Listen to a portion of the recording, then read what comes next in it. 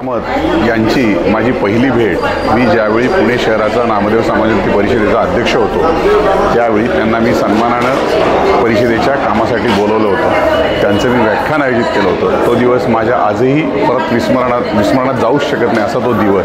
त्या दिवशी समोर असलेल्या 35 ते 40 कार्यकर्त्यांच्या समोर त्यांनी संत नामदेव महाराजांचा जो प्रवास सांगितला तो पाहून आम्ही थक्क होऊन गेलो।